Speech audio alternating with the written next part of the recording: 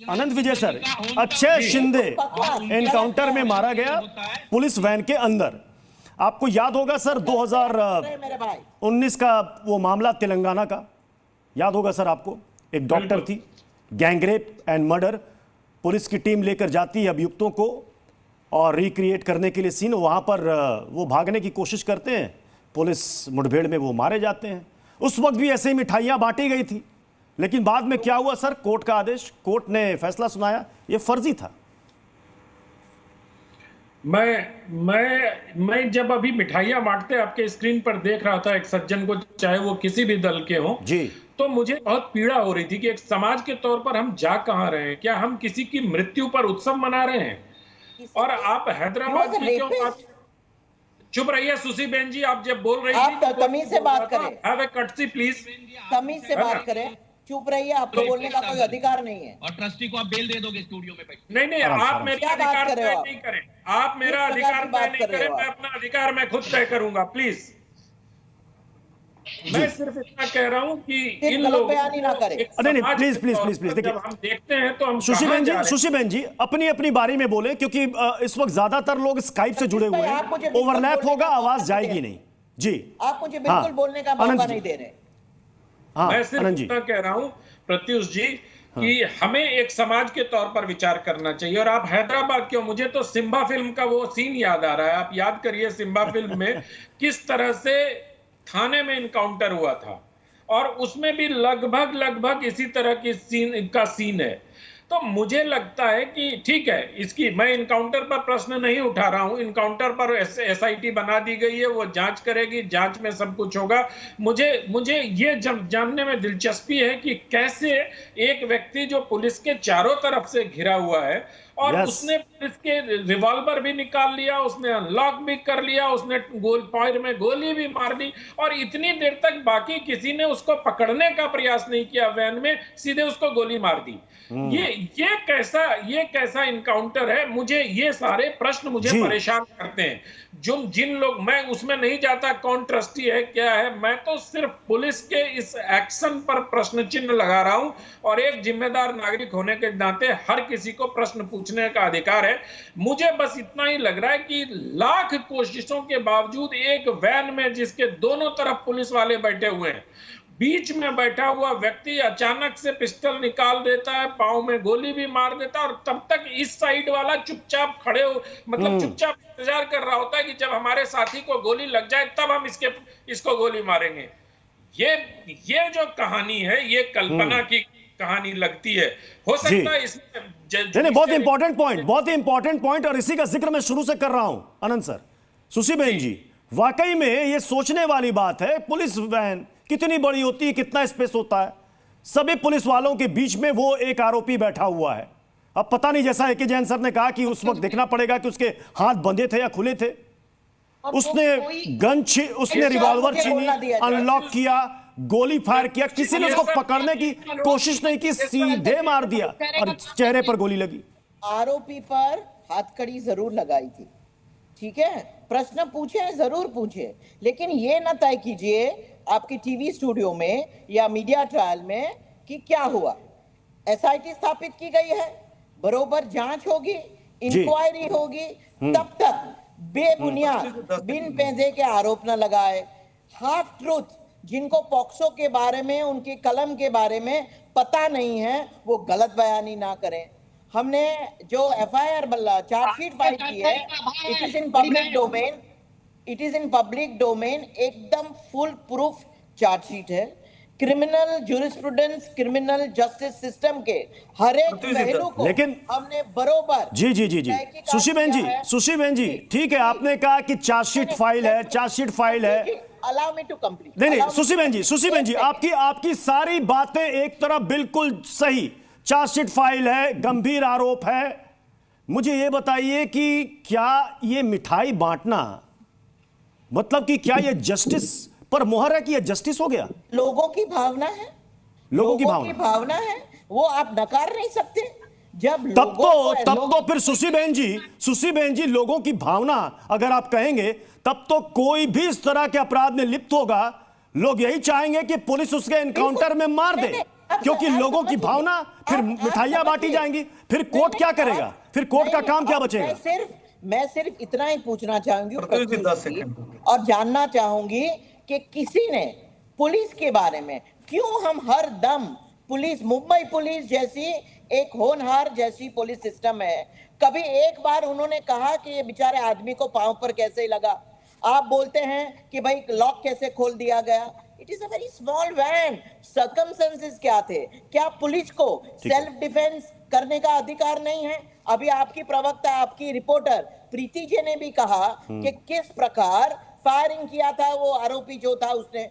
क्या police self defence नहीं कर सकती? सारे हक एक घिनौना कांड करने वाले आरोपी के ही हैं, पुलिस वाले के नहीं हैं, जो 18 घंटा तैनात होता है पब्लिक सेफ्टी के लिए। ये बहुत गलत है, ये पॉलिटिसाइज करने की कोशिश है। अब इस पर तो जांच ही तय करेगी कि ये एनकाउंटर सही है या गलत है। लेकिन सवाल यहां पर इस मिठाई को लेकर है, सवाल यहां पर इस मिठाई को लेकर दीपक विज जी हमारे साथ जुड़े हुए हैं। दीपक विज जी, आप काफी देर से इस बहस को सुन रहे हैं।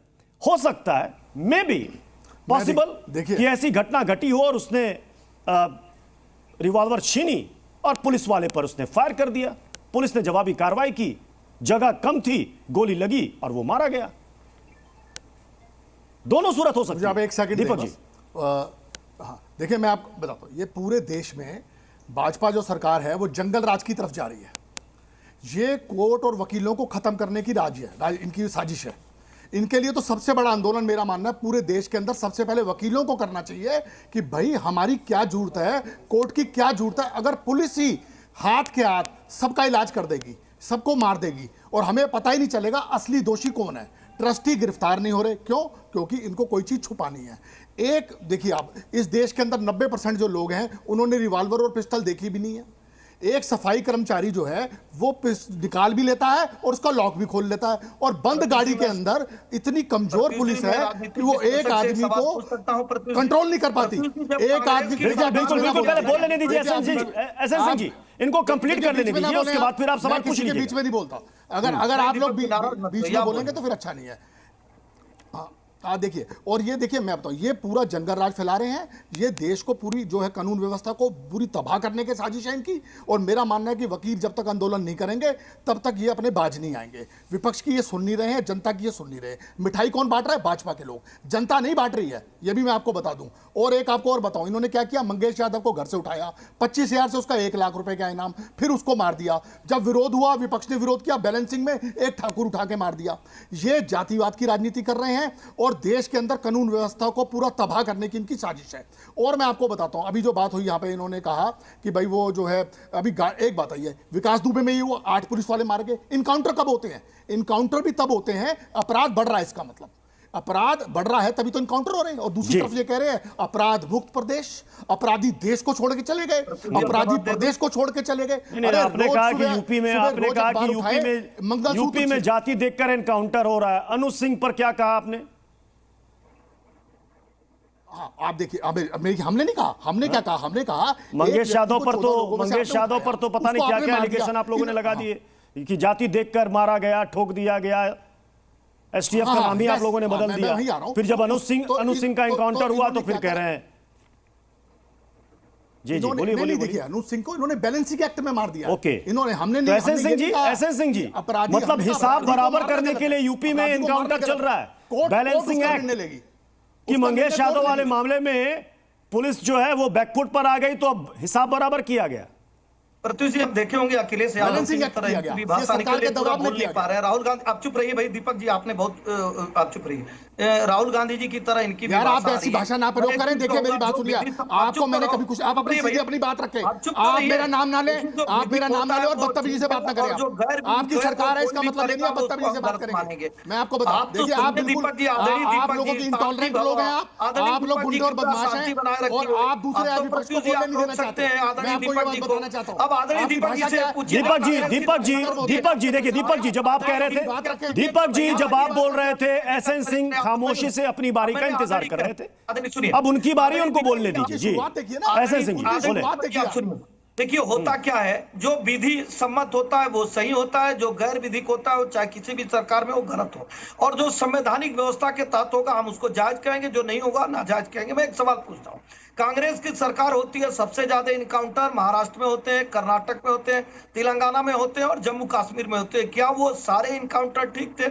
मतलब जब कांग्रेस की सरकार वो इनकाउंटर हो, ठीक है, पहली बात। दूसरी बात, जब मजिस्ट्रियल जांच सारे इनकाउंटर की होती है, कई को तो विधि आयोग के द्वारा परामर्श लेकर एक गठन करके भी उसकी जांच होती है।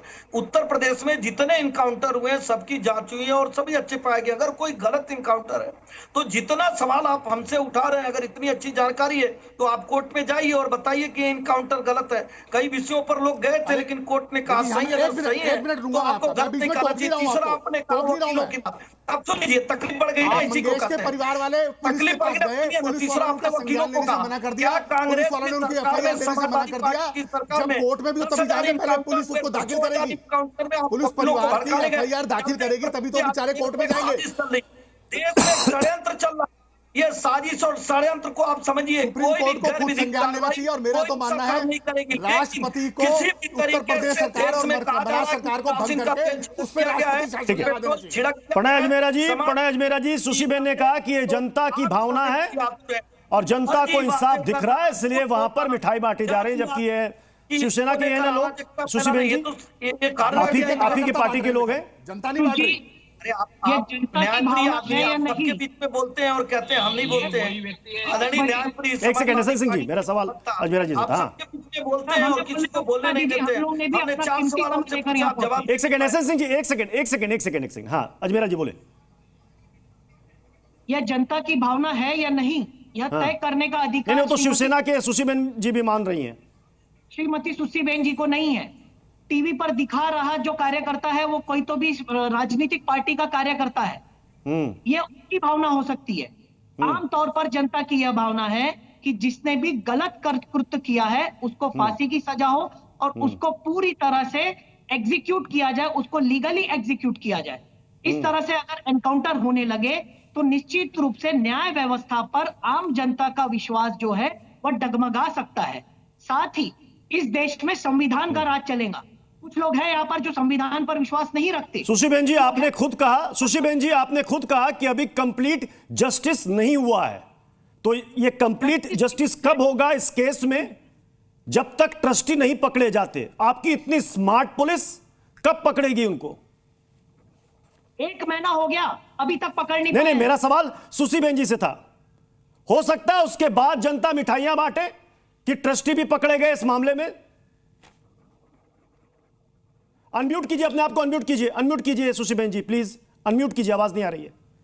प्रत्युष जी, हमारी पार्टी शिवसेना पार्टी लोगों के साथ जुड़ी है और लोगों की भावना समझती है। एक बात ये, अभी ये जो हमारा केस है एफआईआर में, मैं खुद गई थी जिस दिन ये जिस दिन ये सामने आया, मैं खुद बदलापुर गई थी और तुरंत प्रिलिमिनरी इन्वेस्टिगेशन किया था। अंडर दैट रिपोर्ट हमने ये कहा था कि ट्रस्टियों पर सिर्फ प्रिंसिपल और प्राध्यापिका पर गुना दाखिल करके नहीं चलेगा। एसआईटी को हमने निवेदन किया था कि द ट्रस्टीज के पर भी एफआईआर लगाया जाए और वो तहत कलम लगाई गई है। जो पॉक्सो में कलम है वो राकेश शेट्टी और आपके एनसीपी के प्रवक्ता मेरे दोनों भाई तय नहीं करेंगे कि कौन सी कलम लगेगी। कलम लगेगी न्याय के हिसाब से पॉक्सो के अंतर्गत। बोलने ही नहीं देंगे, चलिए बोलने ही नहीं देंगे। मतलब आप ये कह रहे हैं कि बहुत जल्द ट्रस्टी भी पुलिस की गिरफ्त में होंगे? बिल्कुल। चलिए इंतजार रहेगा इसका। बहुत बहुत शुक्रिया आप सभी का हमारे साथ टू द पॉइंट पे जुड़ने के लिए। खबरें लगातार जारी रहेंगी, आप बने रहिए जी न्यूज के साथ। जी न्यूज।